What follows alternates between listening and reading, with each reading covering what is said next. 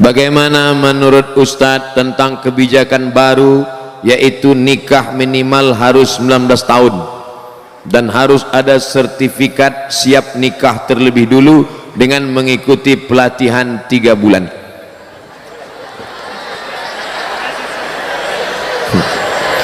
Saya bicara masa depan Indonesia, dia cerita nikah.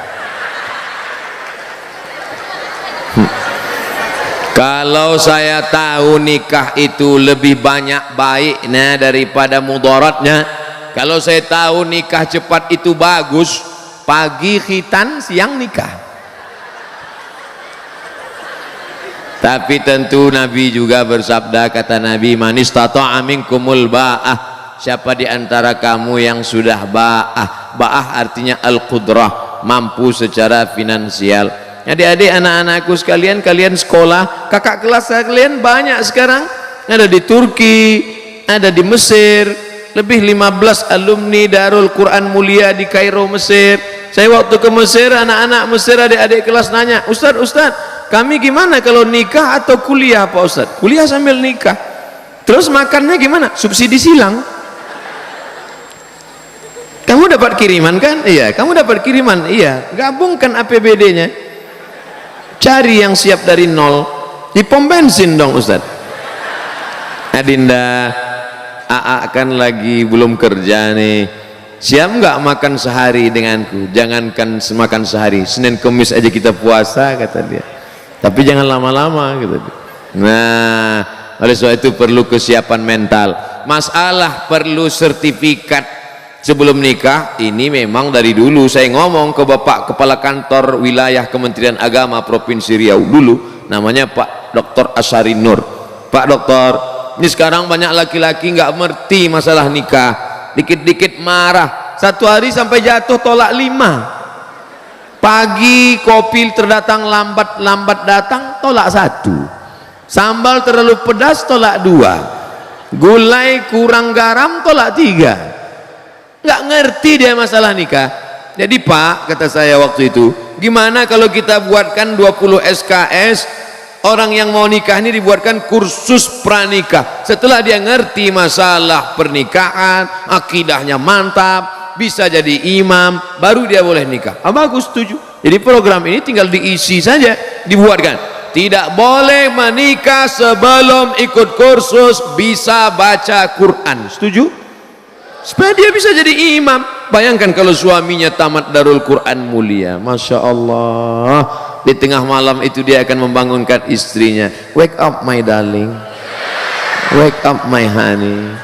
Karena dia tiap malam tahajud di Darul Quran, dia pun sholat, Allahu Akbar, Bismillahirrahmanirrahim, Ar-Rahman Allamal Quran, Khalaqal Insan,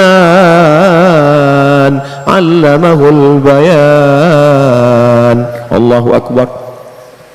Kata makmumnya, loh kok cepat banget.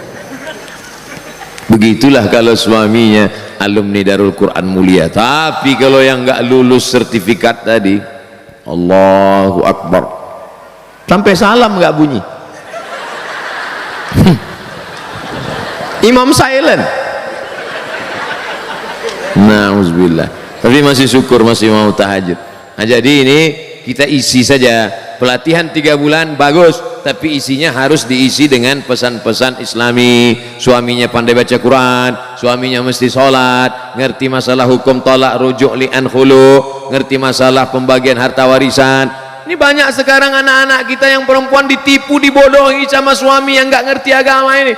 Istriku, sejak kamu jadi suami, sejak kamu punya suami aku, maka segala surat tanahmu, surat mobilmu, semuanya milik aku, karena sorgamu di bawah tapak kakiku. Ini pembodohan luar biasa. Oleh sebab itu 3 bulan pelatihan ini harus diisi dengan nilai-nilai kebangsaan, nilai-nilai keagamaan. Maka ini bagus sekali. Assalamualaikum Ustaz. Waalaikumsalam. Semoga antum selalu dalam lindungan Allah ya. 2150 santri mendoakan saya menembus pintu-pintu langit. 2150 santri mendoakan, dari yang kecil-kecil tadi, yang kecil-kecil malah manggil Ustaz. Ya kan, anak-anak yang tak berdosa itu. Afwan Ustaz mau nanya, gimana hukumnya akhwat sholat pakai baju gamis sedangkan familiarnya suka pakai mukena? Mukena itu cuma ada di Indonesia, di Mesir nggak ada mukena. Antum capek nyari mukena di Maroko nggak akan ketemu. Jadi pakaian dalam Islam itu tidak diatur oleh fashion style, tapi yang diatur adalah sifatnya. Sifat pakaiannya longgar, menutup aurat, maka dia sudah boleh dipakai untuk sholat. Tidak dilihat kainnya, walaupun kainnya terbuat dari jeans, kain jeans tapi longgar, kainnya jeans tapi longgar lebar, karena tidak diatur kainnya terbuat dari apa. Oh, nggak boleh pakai jeans Pak Ustaz, sholat pakai jeans nggak batal. Mana dalilnya? Ini minal jinnati wan nas. Nggak benar. Nah, jadi jin yang nggak boleh itu kan jin sempit, jin sempit yang sampai darahnya pun nggak mengalir, dipakai jam 8 jam 9 pucat, tertahan darah sampai menjerit itu paha, tolong, itu yang nggak boleh. Coba lihat pakaian perempuan Jepang, kimono.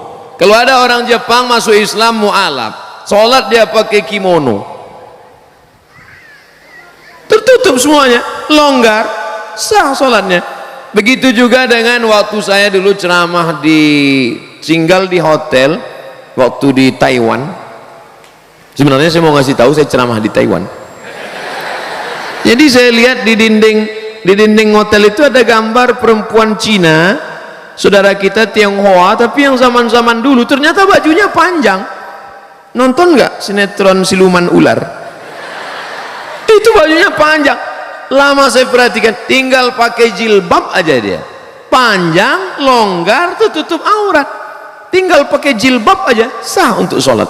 Ya, jadi agama Islam, ya ayuhan nabi, wahai Muhammad SAW, qul li azwajika, katakan kepada istrimu, wa banatika, anak perempuanmu, wa nisa'il mu'minin, perempuan yang beriman, bagaimana? Yudnina alaihinna min jalabibihinna, panjangkanlah kain. Karena dulu mereka orang jahiliyah pakai kain, kepalanya ditutup, lehernya kelihatan, pakai ke bawah tapi betisnya kelihatan. Turun ayat, turunkan leher tutup dan betis tutup sampai bawah, maka sholat dia dengan demikian, sholatnya sah. Nah, ini tentang masalah menutup aurat. Apa ancaman bagi orang yang mengabaikan hafalan Quran sebagai peringatan bagi para hufaz untuk selalu menjaga hafalannya? Orang yang melupakan bacaan Quran nanti bangkit di padang mahsyar giginya hilang dalam keadaan ompong, tapi hadisnya dhaif, tidak bisa dijadikan sebagai dalil dalam masalah akidah. Tapi hadis yang kuat tentang menyia-nyiakan hafalan Quran adalah termasuk bagian dari menyia-nyiakan agama Allah. Karena kata Nabi, taraktu fikum amraini, aku tinggalkan pada kamu dua perkara, intamasaktum bihima, kalau kamu pegang yang dua ini lan tadillu abada, kamu tidak akan sesat untuk selamanya, kitab Allah Al-Quran wa sunnati. Maka siapa yang menghafal Al-Quran berarti dia sudah menegakkan agama Allah, dan siapa yang melupakan berarti dia sudah merobohkan agama Allah. Oleh sebab itu, jangan gara-gara ini malah jadi takut menghafal Quran. Justru hafal terus dan terus mulazamah, terus istiqamah, ulangi hafalan, jaga hafalan, jaga pandangan mata. Syakautu ila waqi'in, aku melapor kepada Imam Waqi' su'a hifzi, tentang hafalanku yang jelek. Fa arsyadani ila tarkil ma'asi, Imam Waqi' memesankan padaku tinggalkan perbuatan maksiat. Li'annal ilma nurun, karena ilmu adalah cahaya. Wa nurullah la yuhda lil 'asi, tak mungkin Allah memberikan hafalan Quran pada orang yang kepalanya banyak perbuatan maksiat. Oleh sebab itu, ghaddul basar, tundukkan pandangan, jaga kehormatan kemuliaan Mudah-mudahan Allah menguatkan hati hafalan anak-anakku sekalian. Amin ya rabbal alamin. Apa pendapat, bagaimana tanggapan Ustadz tentang kaum Freemason? Freemason Yahudi,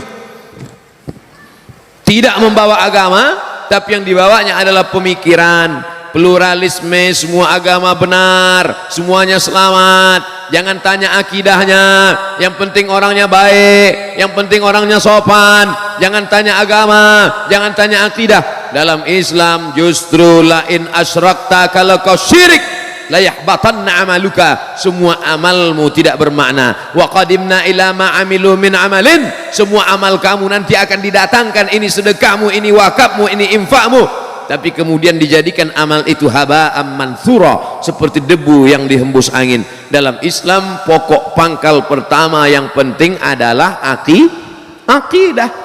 Dalam Islam baik pun orang kalau akidahnya tidak benar. Wa may yabtaghi ghairal islami dina, siapa yang mencari agama selain daripada Islam, falan yuqbala minhu, dia tidak akan diterima, wa huwa fil akhirati minal khasirin. Laki-laki kalau mau mencari perempuan yang dilihat agamanya, tungkahul mar'atu li arba', perempuan dinikahi karena 4, 5 liha, karena hartanya, wali hasabiha, karena keturunannya, wali jamaliha, beautiful. Tapi yang dipandang, coba lihat yang keempat, fazfar bidzatid din, lihatlah agamanya, taribat yadaka, kau akan selamat. Perempuan kalau memandang laki-laki, walinya, bapaknya, kakeknya, abangnya, adiknya, pandang laki-laki apa? 2, idza ja'akum man tardawna dinahu, kalau kau lihat ada laki-laki baik agamanya, wa khuluquhu, baik akhlaknya, fazawwijuhu, nikahkan anakmu, adikmu dengan dia. Yang pertama dilihat dari laki-laki agama, yang dilihat dari perempuan agama. Jadi sekarang kalau ada Freemason mengatakan agama nggak penting, yang penting dia orangnya baik, yang penting gajinya besar, yang penting mobilnya mewah. Oh, nggak bisa begitu. Iya kalau mobilnya cash, kalau kredit. Ustadz, jika kita punya utang, wah ini udah cerita utang ini, belum dibayar, ketika kita ingin membayarnya kita tidak tahu di mana orangnya berada. Alhamdulillah. Bagaimana cara kita untuk membayar utang tersebut? Cari dia. Di mana nyarinya Pak Ustadz? Google.com. Sekarang dengan adanya teknologi mudah sekali mencari. Saya berapa kali cari teman SD, teman sekolah, teman pesantren, saya cari di FB ketemu. Efek positifnya bisa silaturahim, tapi ada juga efek negatifnya. Banyak yang CLBK, cucian lama belum kering. Tadi saya buat undangan reuni, Ustaz Somad tolong umumkan acara reuni anak SMEA. Hai saudara-saudara alumni SMEA sekolah anu, jangan lupa hadiri reuni pada tanggal sekian. Reuni tetap sambung silaturahim, awas jangan CLBK, waspadalah. Nah, oleh sebab itu reuni-reuni bagus, ya kan? Iya kata anak Ustaz. Nah, cari dia. Kalau sudah dicari nggak juga ketemu ahli warisnya, ternyata dia sudah meninggal, anaknya ada, bayar ke anaknya, anaknya juga nggak ada lagi Pak Ustadz, maka hitung berapa hutangmu dulu, hitung menurut harga emas tahun 80 1 gram berapa. Kalau 1 gram sekarang 500.000, ikut dulu kamu hutangnya berapa. Kalau dihitung emas 2 gram Pak Ustadz, waktu itu berapa? 25.000. Sekarang 2 gram emas sudah 1 juta. Jangan bayar 25.000, karena 25.000 sekarang dengan dulu inflasi, harga tidak stabil. Yang stabil itu emas.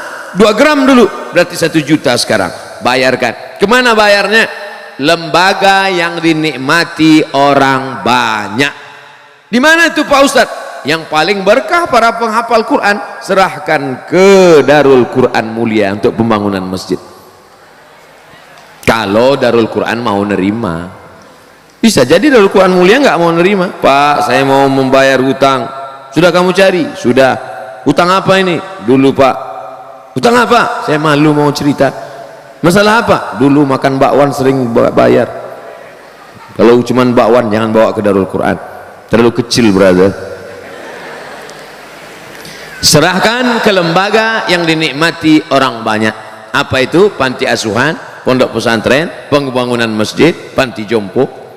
Bagaimana mengurangi kemaksiatan yang sudah menjadi kebiasaan, bahkan sudah menjadi karakter, sudah menjadi perbuatan kebiasaan. Pepatah kita mengatakan Allah bisa karena biasa, terbiasa. Kalau terbiasa bangun jam 3, setelah itu sholat tahajud, habis itu sholat witir, habis itu ngapal, habis itu ngulangi hafalan, habis itu tahsin, habis itu, maka dia akan terbiasa. Begitu juga sebaliknya, kalau sudah terbiasa buat dosa, maka perbuatan yang pertama mesti dilakukan adalah taubatan nasuha. Ya ayyuhalladzina amanu, orang beriman, tubu ilallah taubatan nasuha. Setelah itu berjamaah buat komunitas, komunitas ekstatu, mantan petatu, komunitas jombloan fisabilillah, komunitas biker subuhan, komunitas banyak, buat komunitas, karena serigala akan menerkam kambing yang melepaskan diri dari jamaah. Alaikum bil jamaah, iyyakum wal furqah. Setelah itu sering-sering lihat orang sakit, sering lihat orang mati,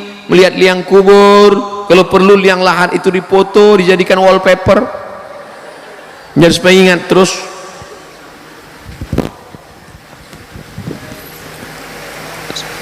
Menyikapi konflik Suriah, ketika kita berdoa, kita harus berdoa seperti apa? Soalnya perang melibatkan pihak yang sangat banyak, kita tidak jelas. Allahumma ansuril Islam wal muslimin, tolonglah saudara kami orang Islam muslimin. Waqdulil kafarata wal musyrikin, hinakan orang kafir dan orang musyrik. Allah mansur ikhwanana al-mujahidin al-mustad'afina fi Palestin wa fi Suriah wa fi Rohingya wa fi Uyghur. Nah, doanya begitu, minta tolong hamba-hamba Allah yang teraniaya. Dan jangan sangka Allah itu robot. Nah, ini perlu akidahnya benar. Masa iya Allah tak bisa membedakan mana hak, mana batil, mana orang betul, mana orang batil? Jadi jangan sangka salah, nanti salah alamat doa saya Pak Ustaz. Enggak, minta sama Allah menolong mustad'afin yang teraniaya, Allah menolong orang yang lemah, Allah menolong orang yang terzalimi. Sudah muncul Imam Mahdi, apa betul Pak Ustaz?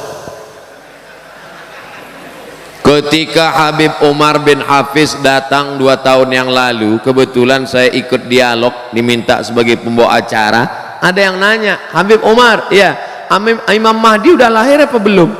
Kata Habib Umar, ente nggak perlu cari-cari kampungnya di mana, dia udah lahir apa belum, di rumah sakit mana, tahun berapa. Yang perlu dipersiapkan adalah iman dan amal soleh, supaya bisa membedakan mana yang asli, mana yang palsu. Man qara'a surat Al-Kahfi, siapa yang baca surat Al-Kahfi yaumal Jumu'ah, hari Jumat, sore Jumat, petang Jumat, malam Jumat, adha'alahu min nur, Allah berikan dia cahaya ma bainal jumu'ataini. Siapa yang menghafal awal 10 surat Al-Kahfi di Darul Quran mulia, mereka bukan menghafal awal Al-Kahfi, ujung Al-Kahfi, bukan cuma malam Jumat, tiap hari mereka membaca. Maka andai datang nanti mengaku-ngaku Imam Mahdi, datang nanti Dajjal, maka yang paling bisa membedakan insyaallah anak-anakku dari Darul Quran mulia. Amin. Kenapa mereka bisa membedakan? Karena mereka diberikan cahaya oleh Allah.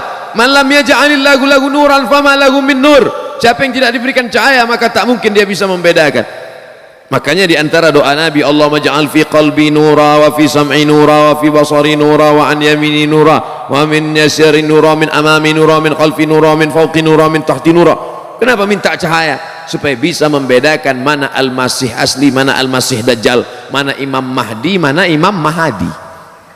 Banyak sekarang ngaku-ngaku Imam Mahdi, macam-macam bentuknya, minta baiat. Baca tuh di koran, coba cari nanti di internet, ngaku Imam Mahdi. Banyak sekali, baik di Imam Mahdi internasional maupun Imam Mahdi lokal. Iya, ada itu. Tawaf dia di Makkah, minta baiat di samping Ka'bah, ditangkap sama polisi Masjidil Haram. Masa iya Imam Mahdi bisa ditangkap? Tentang Al-Quran dan musik, saya pernah baca tulisan, semakin banyak musik, semakin banyak lagu musik yang kita hafal, semakin banyak hafalan Quran kita yang hilang. Apa betul itu Pak Ustaz? Musik yang melalaikan. Wa minan nasi man yashri lahwal hadis. Ada sebagian manusia membeli lahwal hadis. Lahwal hadis yang dimaksud itu kata Imam Mujahid.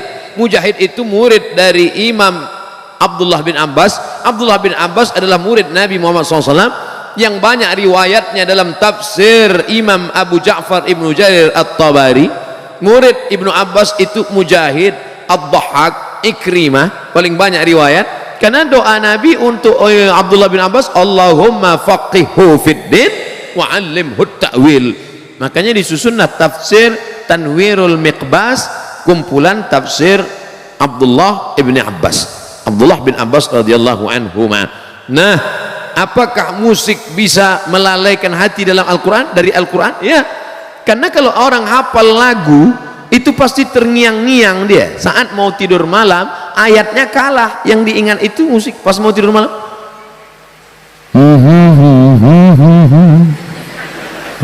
Dia terngiang-ngiang sampai nanti pas mau sakratul maut pun bisa. Oleh sebab itu maka, tapi kalau lagunya lagu religi, lagu solawat, lagu yang mendekatkan kepada ingat mati, yang searah sejalan dengan Al-Quran, karena Al-Quran itu sendiri pun dibaca dengan lagu.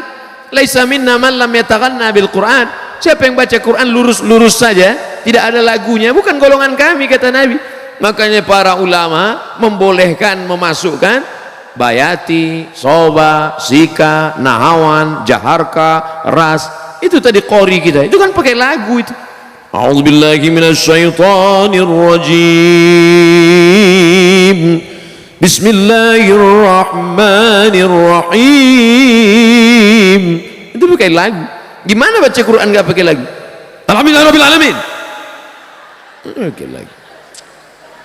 Yang nggak boleh itu lagu yang mengajak pada perbuatan maksiat, selimut tetangga, cinta satu malam. Apa ini lagu? Mengajak pada perbuatan zina. Tapi kalau lagunya ingat mati, lagunya mengingatkan kepada Rasul, lagunya pula Al-Quran, Allahumma rahamna bil Quran, itu ada lagunya. Azan aja pakai lagu, azan itu pakai lagu.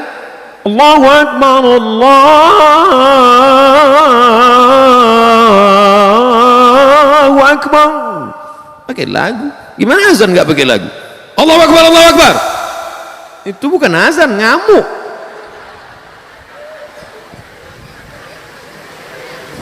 Jadi jangan sampai anak-anakku mendengarkan lagu-lagu, musik-musik yang melalaikan dari Allah, karena dia akan membuat terngiang-ngiang dalam telinga, mengigau di waktu malam, bahkan lagu. Jangan. Tapi insya Allah kalau di pesantren, insya Allah dia selamat, karena dia tidak pakai handphone, dia tidak nonton TV. Kalaupun menonton, hanya tontonan yang bisa dijadikan sebagai tuntunan. Sedangkan yang melalaikan tidak mungkin. Tolong nasihati kami para santri. Udah dari tadi nasihat terus tentang bahaya pacaran. Gimana mau cerita bahaya pacaran, orang lihat perempuan aja enggak? Lihat perempuan aja pas saya datang ini. Makanya banyak yang berharap saya sering-sering datang. Sering-seringlah datang ke sini Ustadz, biar kami bisa ketemu lagi. Oke, kita bicara sebagai orang yang dewasa, bukan anak-anak. Laki-laki membonceng perempuan, pergi sana, pergi sini, bonceng sana, bonceng sini, masuk angin, gembung. Maaf, beribu maaf Pak Kiai, mungkin tidak sopan, tapi saya perlu ceritain itu anak-anak kita. Yang muntah-muntah laki-laki apa perempuan? Perempuan. Kalau hamil yang melahirkan laki-laki apa perempuan? Perempuan. Yang hilang kehormatannya laki-laki apa perempuan? Perempuan. 9 bulan 10 hari kemana-mana, perempuan. Laki-laki enak aja. Tertulis di botol, do not accept if seal is broken.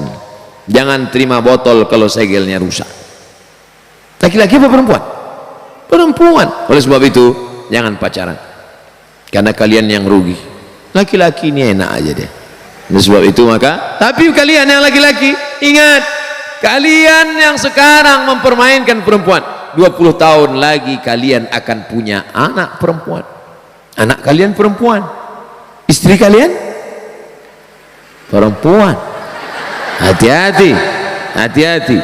Apa yang kalian lakukan hari ini akan berbalik kepada kalian di masa akan datang.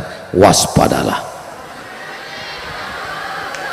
Terutama di antara kami ada yang masih terikat dalam pacaran, mungkin karena belum tahu apa saja bahaya. Sudah kusebutkan. Kalau kau lakukan juga, rasakanlah sendiri. Pertanyaan terakhir, saya ingin tanya tentang niat saya ingin masang behel untuk merapikan gigi. Setelah saya cek ke dokter, ada kemungkinan harus sedikit mengikir gigi karena tidak cukup ruang. Bagaimana pendapat Ustadz tentang hal ini? Merubah yang tidak layak menjadi layak boleh, merubah yang tidak normal jadi normal boleh. Ada jenis-jenis orang yang punya gigi, kalau dia senyum kita malah takut. Hehe kata dia, gitu. Nah, yang begitu itu boleh dia robah. Tapi yang sudah bagus, yang sudah normal, malah di otak-atik sehingga menjadi abnormal, masuk dalam kategori 5 hadis riwayat dari sahabat Nabi as-sahabi al-jalil Abdullah ibnu Mas'ud radhiyallahu anhu. La'anallahul wasimat, Allah melaknat tukang buat tato, wal mutasimat, minta buatkan tato, wal mutanammisat, mencabut, ini alis apa bulu mata? Mencabut alis, mengotak-atik alis, wal mutafallijat, mengotak-atik gigi, wal mughayyirat, yang kelima, lil husni, merubah ciptaan Allah untuk merasa lebih cantik. Setan mempermainkan dia. Kata setan, masukkan kresek ke wajahmu, dagu panjang, isinya kresek. Enggak kresek Ustaz, silikon. Silikon itu kan plastik, kresek. Makanya kalau diperiksa wajahnya itu cuma 5% yang daging, lain kresek. Dagu plastik, hidung plastik. Suntik 2 bulan pertama cantik, masuk bulan ketiga dagu turun, hidung turun, tinggal lo ambil sapu lidi, nenek sihir. Sampai ini apa nama yang di ujung ini? Bulu mata. Ini pun plastik juga, lentik plastik. Ada orang bakar sampah, layu, panas. Apa ini? Biarlah engkau cantik karena bekas air wudhumu, engkau cantik karena cahaya Al-Quran dari matamu, engkau cantik karena bekas solat tahajud. Siapa yang solat tahajud di waktu malam, cahayanya dijaga Allah sampai di waktu siang. Loh, itu anak alumni Darul Quran Mulia itu kok bercahaya wajahnya? Iya, bekas air wudhu. Emangnya aku tayamum?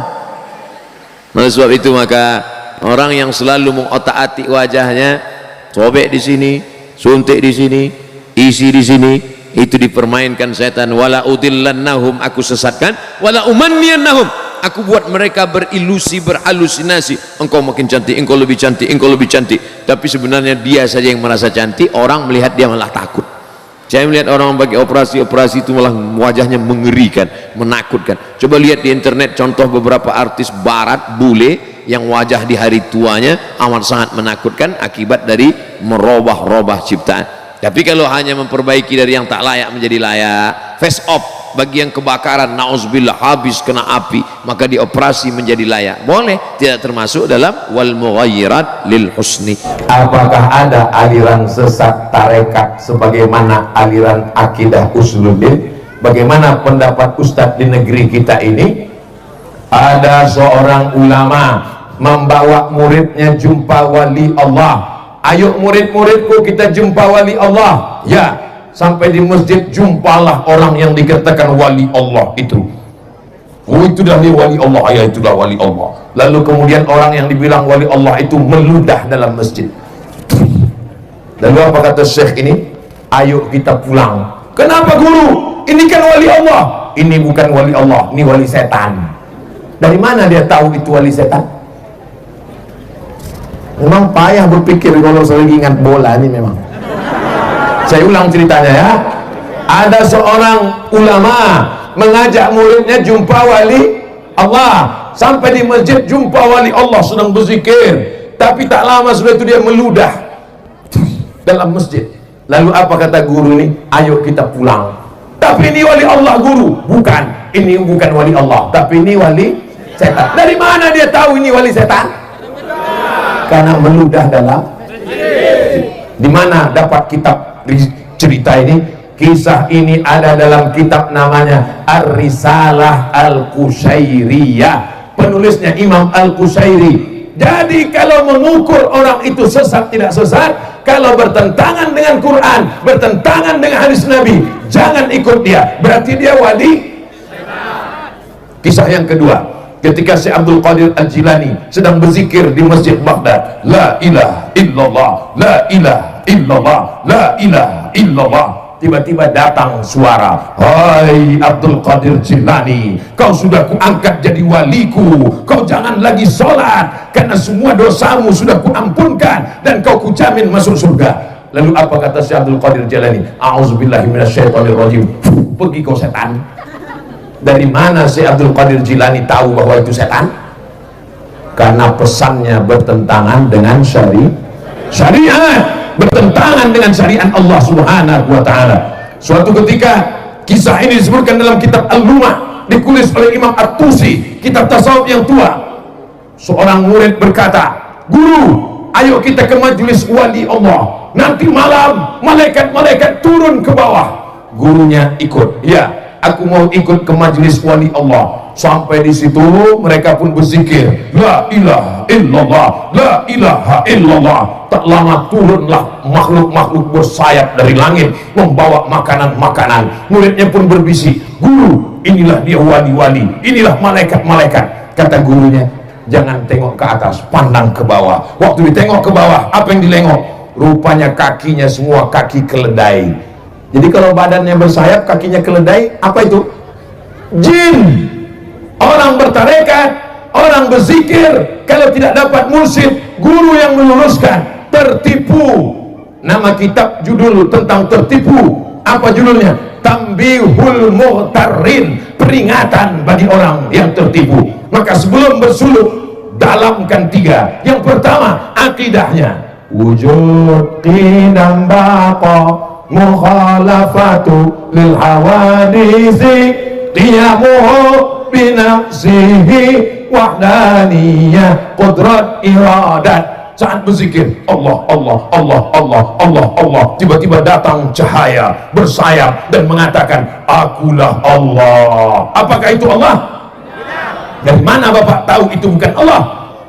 Karena dalam sifat 20 mukhalafatuhu lil hawadis, berbentuk bercahaya, dia bukan Allah. Apa kata guru kami dulu di Muallimin Al-Wasliyah? Ma khatara bi balik fallahu laisa kadzalik. Apa yang terlintas di hatimu, maka Allah tidak seperti itu. Ayatnya mana? 2. Laisa kamitslihi syai'un, tak ada sama dengan Allah. Ayat yang kedua, walam yakul lahu kufuwan ahad. Masakkan dulu tauhidnya. Yang kedua fikihnya, belajar fikih mazhab Syafi'i. Yang ketiga tasawufnya, tasawuf sunni Imam Al-Ghazali, Ihya Ulumuddin, tarekatnya lurus. Inilah dia tarekat Naqsabandiyah yang dibawa oleh guru-guru kita, diwariskan sampai hari ini, sampai hari kiamat. Tempat persulukan tetap ramai insyaallah, amin. Dan masjid juga tetap ramai dengan sholat berjamaah insyaallah, amin. Untuk peningkatan ekonomi Islam ke depan, pemerintah membuat Basnas. Bagaimana pandangan dan harapan Pak Ustadz? Kalau bayar zakat ke tetangga, bayar zakat ke adik, bayar zakat ke keponakan, itu sama dengan membagikan ikan. Habis dimakan, habis.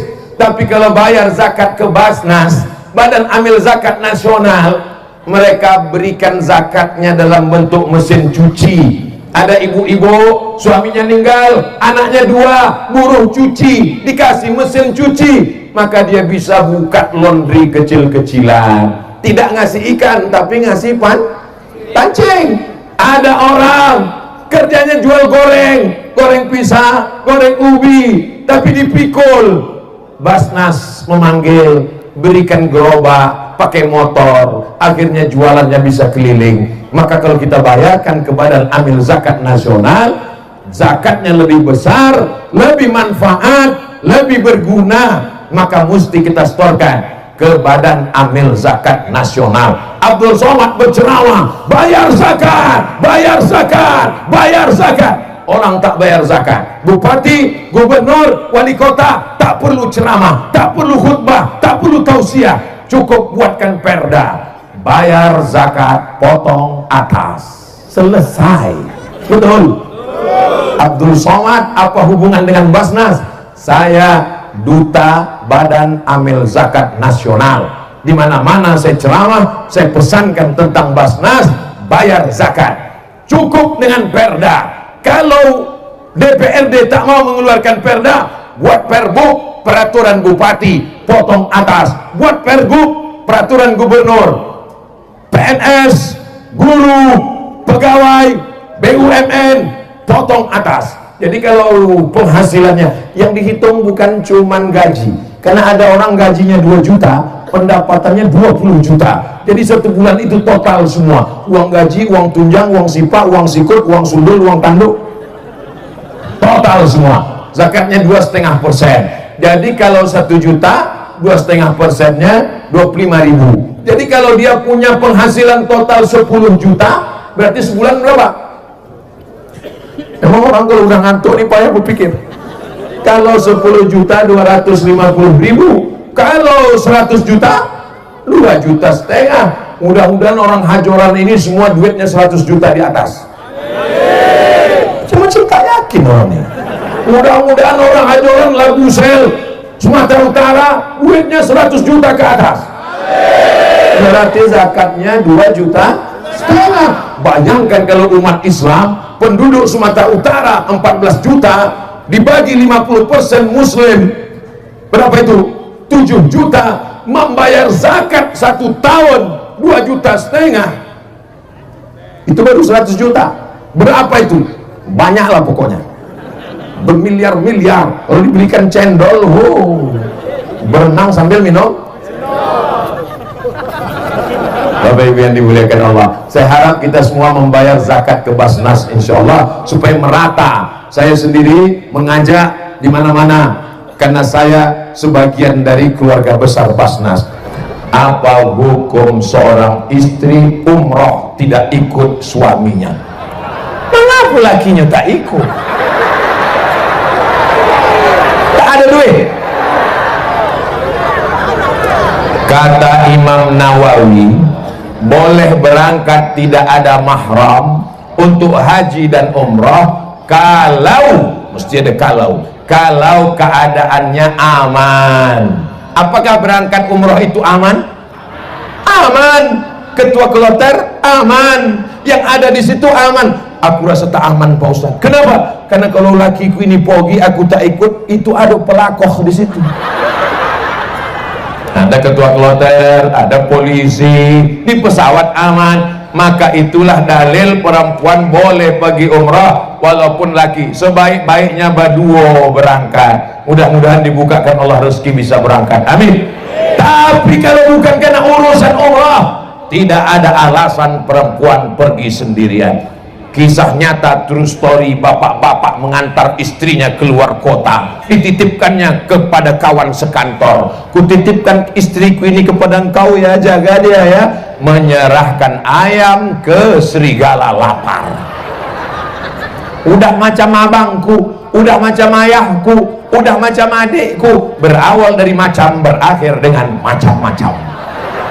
Kejahatan terjadi bukan karena ada niat dari pelakunya, tapi karena ada kesempatan. Waspadalah. Jangan kasih anak laki-laki berjalan dengan anak perempuan berdua-duaan. Pergi kami oma, jangan. Selangkah kaki kau keluar dari rumah ini, selangkah pula kakiku masuk neraka jahanam. Betul ibu? Bapak pun mesti tegas. Berangkat kami pak, jangan, kata Ustaz Somad, jangan. Datang pula ibu itu dari dapur, berangkat sajalah kalian, kami dulu lebih parah daripada itu lagi. Kalau kita dulu pelaku dosa, pelaku maksiat, jangan sampai anak kita melakukan perbuatan dosa. Adik-adikku, anak-anak gadis, anak-anakku, anak-anak lajang, jangan kalian mau berjalan di bawah laki-laki. Alah, sebentar saja nyuk ke topi pantai, anginnya koncang, nanti masuk angin kan? Kalau kau masuk angin muntah-muntah, yang rugi laki-laki apa perempuan? Perempuan. Yang malu keluarga laki-laki apa perempuan? Perempuan. Yang meregang nyawa mati laki-laki apa perempuan? Perempuan. Jaga harkat martabat kalian anakku. Siap? Aku ingin betul punya anak perempuan. Sampai sekarang anak laki-laki. Makanya kalau aku berceramah, aku tak pernah menceramahi. Yang ada ini adalah oma-omaku. Yang ada ini adalah uak. Pas omak bisa diulang 2 kali, oma-oma. Pas uak, takkan awak bilang burung ini, burung uak-uak. Jaga anak gadis kita ya Pak, jaga anak gadis kita ya Bu. Jangan sampai di akad nikah, hari yang sakral dan suci, disitulah bapak tuh mengamuk, ku nikahkan engkau dengan anakku, jangan kau datang kemari dikupijakkan batang leher aku nanti. Marah, padahal mestinya di situ dia dengan lembut dan tersenyum. Hai anakku, iya papa, aku nikahkan engkau dengan anakku dengan mahar mengajarkan surat Ar-Rahman tunai sah. Betapa indahnya. Mudah-mudahan yang pacaran-pacaran putus. Semua anak Tanjung Balai yang pacaran-pacaran ini putuskan ya Allah. Nah, selesai kali. Putus dia di hari Senin ini dan besok dipinang dengan bismillah. Kalau memang kau jantan, kalau memang kau gagah, kalau memang kau perkasa, kau tak datang membawa bunga mawar, tapi kau datang membawa mahar. Betul? Jangan sia-siakan anak perempuan. Ibu yang punya anak perempuan, man ala salasa banatin, siapa yang merawat menjaga 3 anak perempuan, fa'adabahunna, dididiknya dengan baik, wa zawwajahunna, dinikahkannya dengan orang baik, wa asana ilaihinna, buat baik sampai mati 3 anak perempuan, falahul jannah. Ibu yang punya anak perempuan 3 orang, angkat tangan. Ibu sudah punya tiket masuk surga. Yang punya anak perempuan 2 orang, tambah 1 lagi. Siap bapak menambah? Alah malu pula kalian. Dalam hatinya itu yang kutunggu-tunggu Ustaz. Dapat ku alasannya mana? Saya lihat ada spanduk umroh akbar bersama UAS. Apakah betul itu Pak Ustaz? Spanduk itu betul, tak salah lagi. Cuma yang ada di bawah itu entah panitia penerimaan, aku tak tahu. Banyak betul orang tuh. Kami mau ikut bersama Pak Ustaz. Coba tanya, soalnya terbatas hanya 2.000 orang. Yang tak bisa bulan Februari, bisa berangkat bulan Agustus nanti. Mudah-mudahan panjang umur. 2 gondangnya, hidup ibu, hidup aku, sama kita berangkat. Asal jangan bapak ibu hidup, aku mati. Kalaupun aku mati, bapak ibu tetap berangkat. Kirimkan aku Al-Fatihah dari Makkah. Siap? Asal dipancing mati setuju saja lah orang lebaran. Koci hatiku ya. Kawan saya sholatnya itu sering ketinggalan. Orang ketinggalan itu sekali-sekali. Kalau selalu itu bukan ketinggalan, sengaja. Sering ketinggalan saat sholat berjamaah. Kadang imam sudah sujud, dia belum juga ruku. Oh, itu maksudnya. Mungkin dia ini pakai slow motion. Allahu Akbar. Dia pelan.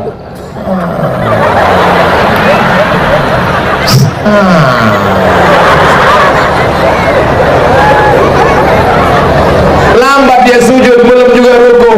Apakah tidak dikatakan masbuk dia Pak Ustadz?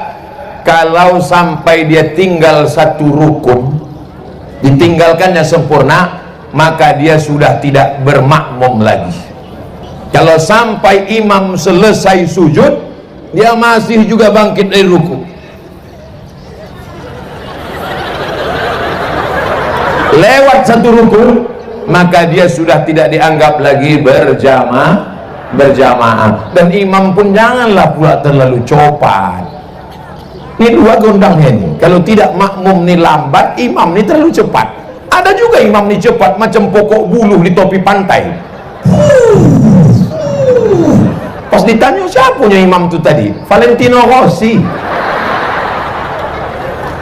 Imam tidak boleh kurang dari 1 tasbih yang sempurna. Subhana rabbiyal azimi wa bihamdih. Allah sami Allahu liman hamidah. Rabbana lakal hamdu mil'us samawati wa mil'ul ardi wa mil'u ma syi'ta min syai'in ba'du. Apakah kalau sholat itu mulut bergerak atau tidak? Datang sahabat namanya Khabbab ibnul Arz. Siapa namanya? Khabbab ibnul Arz. Ya Khabbab, kau pernah menengok Nabi sembahyang? Iya. Kau sahabat Nabi? Betul. Bagaimana Nabi sholat? Mulutnya bergerak atau tidak? Nabi sholat zuhur, sholat asar, mulutnya tetap bergerak. Allahu Akbar. Salah satu sebab supaya sholat kita ada tumak ninahnya, mulut bergerak. Kenapa orang bisa sholat cepat betul? Karena mulutnya tak bergerak. Allahu Akbar. Apa dibaca? Apakah mulut Nabi bergerak? Ya. Dari mana kau tahu mulut Nabi bergerak? Bittirabi lihyati. Ku tengok jenggotnya bergoyang. Jenggotnya bergoyang karena rahangnya bergoyang. Rahangnya bergoyang karena dia membaca.